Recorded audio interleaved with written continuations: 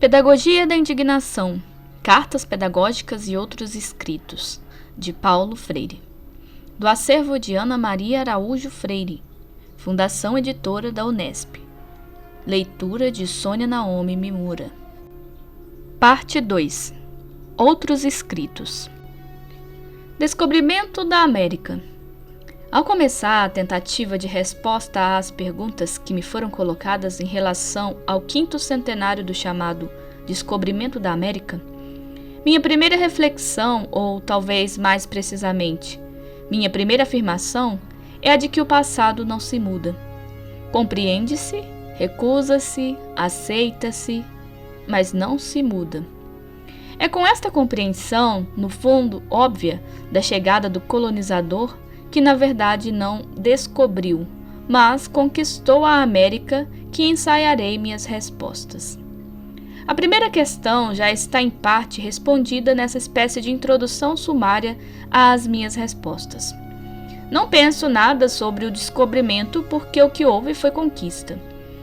E sobre a conquista, meu pensamento em definitivo é o da recusa. A presença predatória do colonizador, seu incontido gosto de sobrepor-se não apenas ao espaço físico, mas ao histórico e cultural dos invadidos, seu mandonismo, seu poder avassalador sobre as terras e as gentes, sua incontida ambição de destruir a identidade cultural dos nacionais, considerados inferiores, quase bichos, nada disto pode ser esquecido quando, distanciados no tempo, corremos o risco de amaciar a invasão e vê-la como uma espécie de presente civilizatório do chamado Velho Mundo. Minha posição hoje, decorridos 500 anos da conquista, não sendo a de quem se deixe possuir pelo ódio aos europeus, é a de quem não se acomoda diante da malvadeza intrínseca a qualquer forma de colonialismo, de invasão, de expoliação.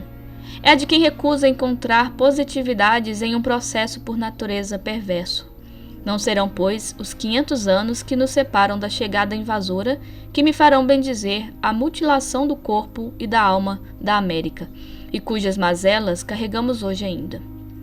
O corpo e a alma da América, o corpo e a alma de seus povos originários, assim como o corpo e a alma dos homens e das mulheres que nasceram no chão americano, filhos e filhas de não importa de que combinações étnicas, o corpo e a alma de mulheres e homens que dizem não à dominação de um Estado sobre o outro, de um sexo sobre o outro, de uma classe social sobre a outra.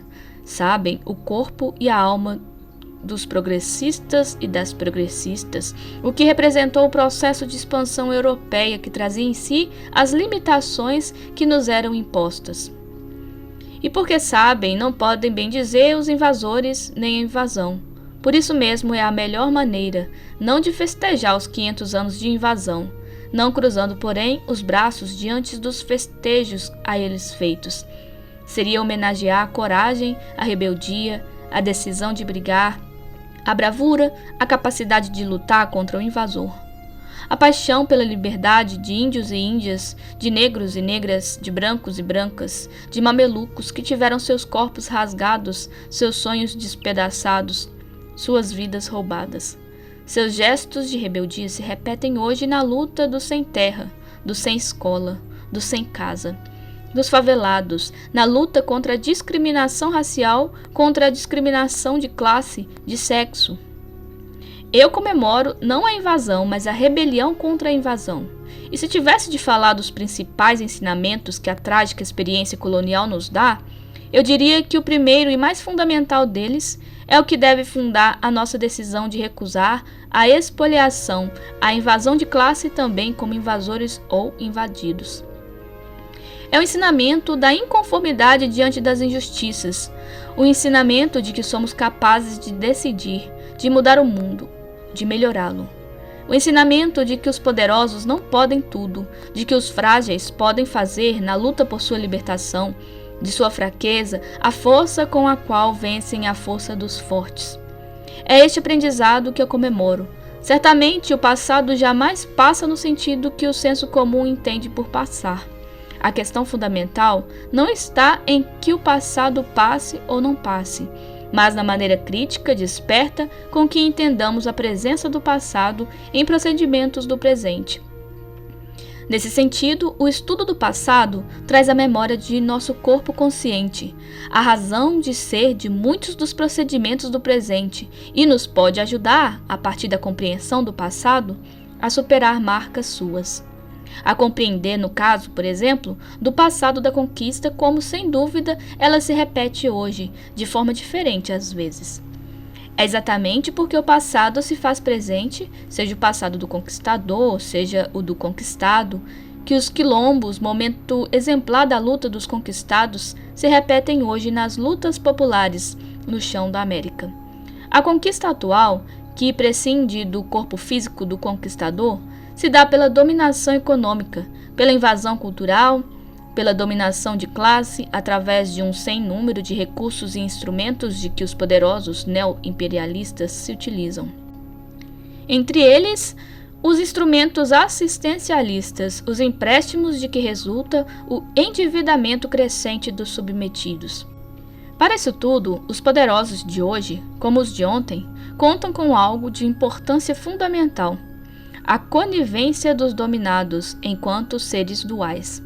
Por isso mesmo, tem também de enfrentar o gosto de liberdade dos oprimidos, dos invadidos, dos deserdados, com que estes despertos de pé, às vezes na sombra taticamente silenciosos, azucrinam a cabeça dos poderosos. E é exatamente esta vontade de ser nós mesmos e este desejo forte, alentados pelo sonho possível, pela utopia tão necessária quanto viável, que marchamos os progressistas e as progressistas destas terras de América para a concretude, a realização dos sonhos dos Vascos, de Quiroga e Tupac, dos Bolívares, dos San Martins, dos Sandinos, dos Tiradentes, dos Ches, dos Romeros. O futuro é dos povos e não dos impérios. São Paulo, abril de 1992. Texto redigido como resposta à encuesta, realizada pela Fundação de Investigações Sociais e Políticas do Centro Ecumênico de Educação Popular, Buenos Aires, sobre o 5º centenário do chamado Descobrimento da América. Agenda do professor Paulo Freire, 24 de 4 de 1992.